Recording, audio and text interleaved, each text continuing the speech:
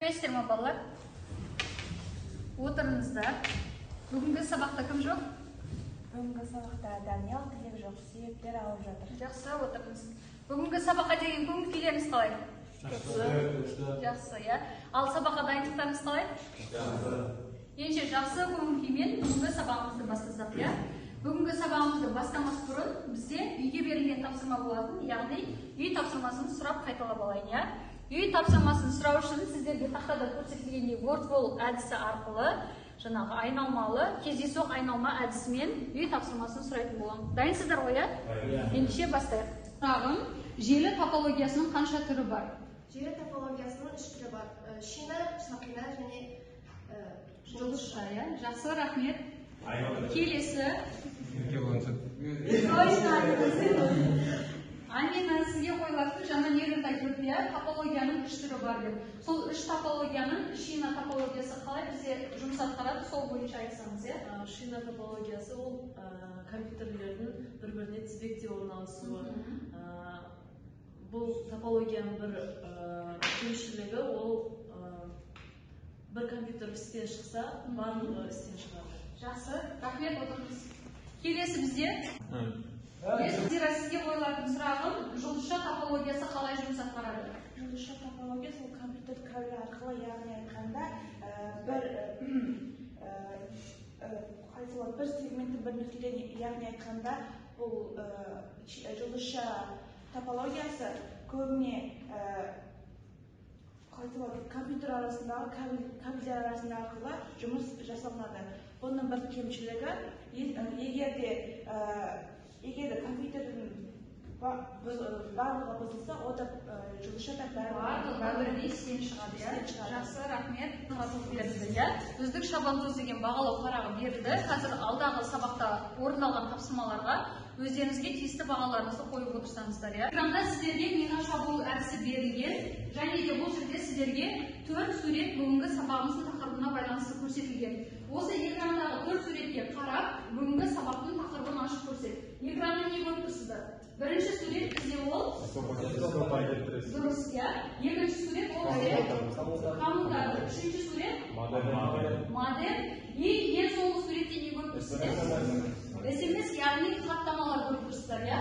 Енді осы 4 суретті қосып, бүгінгі күннің тақырыбын шығарып көрейікші. Яғни Cisco пакет брейкер бағдарламасында коммутаторды пайдаланып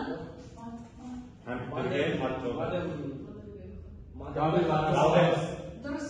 Еміздің тақырыбы коммутатор көмегімен желі құру. Ал біздің сабағымыздың мақсаты, яғни Cisco пакет брейкер бағдарламасында коммутаторды қолдана отырып желі құруды үйрету.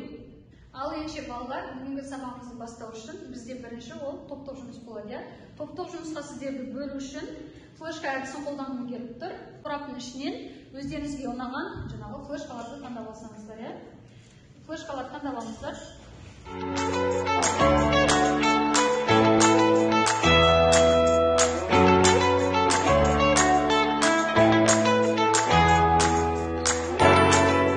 Бұл жерде сары түс бізде бірінші топ, жасыл түсті флешкалар екінші топ. Орындарыңызды ауыстырып, топ бойынша бөлінген отырсаңыздар. Сіздерде сары түсті бірінші топқа берілген тапсырмаларыңызды ашсаңыздар болады.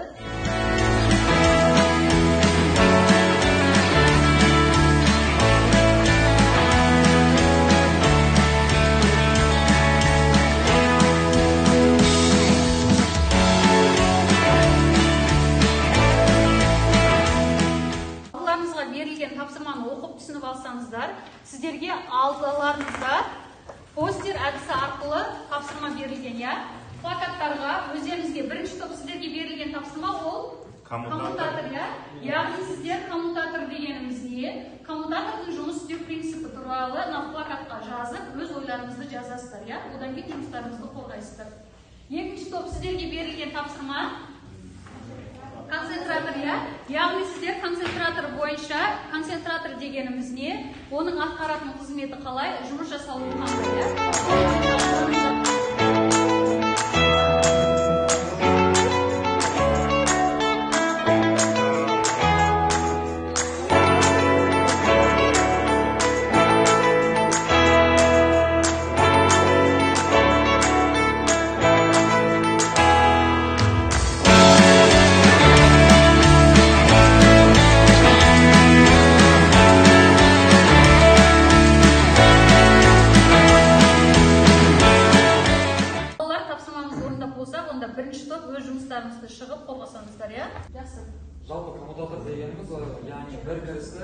көптеген шығыстарға бөлу үшін ол көбінесе үлкен заведения, үлкен ғимараттарда қойылады. Яғни мысалға бір кіріс кірген соң оны көптеген компьютерларға шығыс арқылы шығарамыз. Коммутатордың жалпы жұмыс жасау принциптері қандай екен ержан? Жұмыс істеу принциптері ол яғни айтқанда бір желіні бірнеше жерге тараталады және де ол кабель арқылы да жүреді, бәріне бүкіл компьютерлерге бір адрес бере алады. Жақсы. Рахмет. Екінші топ, өздеріңіздің жұмыстарыңызды қорғасаңыздар, иә? Сізге берілген тапсырма, яғни хаб, иә? Жақсы, өз ойларыңызды айтсаңыздар. Хаб дегеніміз бұл желі құрылғы, яғни канал негізгі міндеті желіге жаңа құрылғыларды қосу және оның топологиясын ұйымдастыру. Сонымен қатар ол резервтік арналарды ұйымдастыру үшін де пайдаланылады. Жақсы. Концентратор, яғни хабты қазақша концентратор деп айтады. Ол коммутатор мен маршрутизаторға қарағанда қарапайым және арзан құрылған. Және оның жұмысының негізгі принципі ол оның порттарының бір-біріне барлық басқа порттарға келетін пакеттерді тарату. Қорытындыға айтып дегенде ол хаб дегеніміз коммутатордың бір түрі, бірақ оның кішкене оңайырақ қимылдығы жұмыс жасайтын түрлері. Мына суретте плакатымызда көрсетіп тұрғандай қалай компьютерларға қосылғанын көрсетіп тұр. Жақсы, жарайсыздар, отырыңыздар. Рахмет. Жақсы балалар, келесі тапсырмаға өтсек, келесі тапсырма сіздерде Cisco Packet Tracker бағдарламасында, коммутаторды пайдаланып желі құру болады. Ендеше тапсырма түсінікті ме барлықтарыңызға? Компьютерлерді алып, оған жаңағы кабель мен коммутаторды жалғап, желі аралық байланысты не істейсіздер?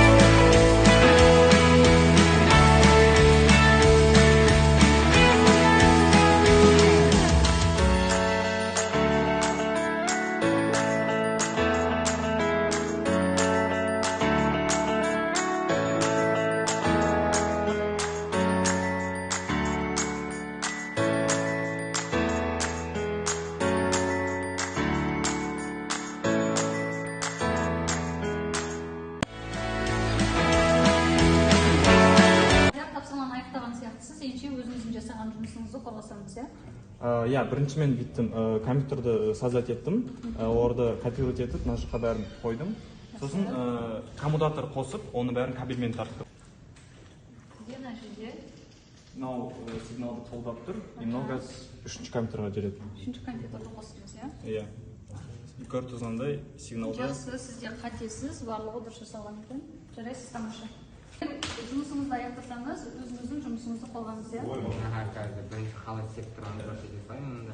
Телевизордан қазір реалистімен несі сообщение кетеді.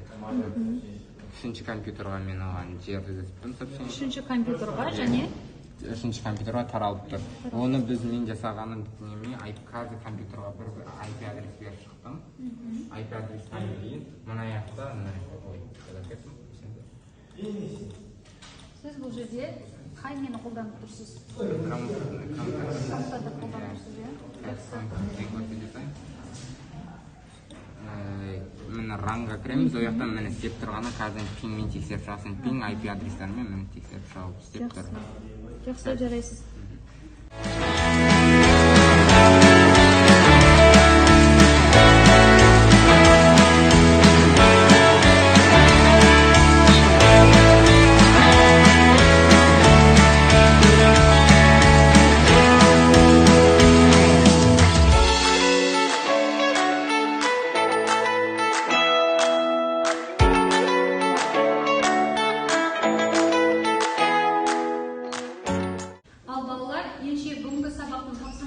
толығымен орындап болса, тақтадағы білім зарядты атты рефлексияны орындайық, иә?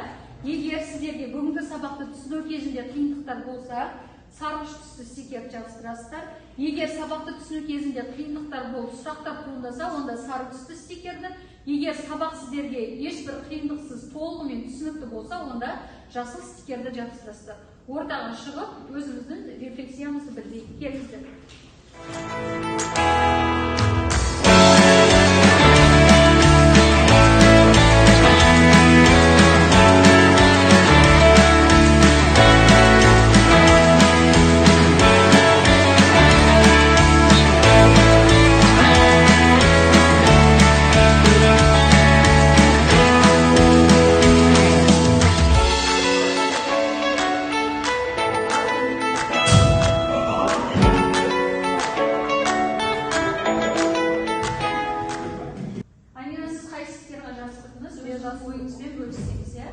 Мен жасыл стикерді таңдадым, өйткені бүгінгі сабақ маған өте түсінікті болды. Маған әсіресе топтық жұмыс ұнады. Оның ішіндегі постер әдісі сабақты түсінуге жақсы көмектеседі екен. Өз сабақ түсінікті болды, рахмет. Қай стикерді жабыстырдыңыз? Жасыл стикер жабыстырдым. Себебі маған бұл мысал өте түсінікті болды және ұнады. Маған қатты ұнаған ол постер әдісі, яғни біз топтық жұмыс жасағанымыз, өзіміздің қандай деңгейде білетініміз маған сол қатты ұнады. Жақсы, рахмет. Бүгін сабақта түсіндім бәрін. Сабақта заданияларды орындадым. Жақсы. Енді болашақта сіз тапсырмаларды орындау барысында бүгінгі сабақтан алған біліміңізді қолданасыз ғой, иә? Жақсы, рахмет. Стикер таңдадым, себебі бүгінгі сабақта дископакет-трейсермен қалай жұмыс істеу керегін түсіндім. Сабақты басталмас бұрын сіздерге бағалау парағы таратып берген болатын. 3 тапсырма жалпы сіздерге берілді. 3 тапсырманың қорытындысын шығарып, үздік шабандоз бойынша өздеріңіздің стикерлеріңізді жабыстырсаңыздар.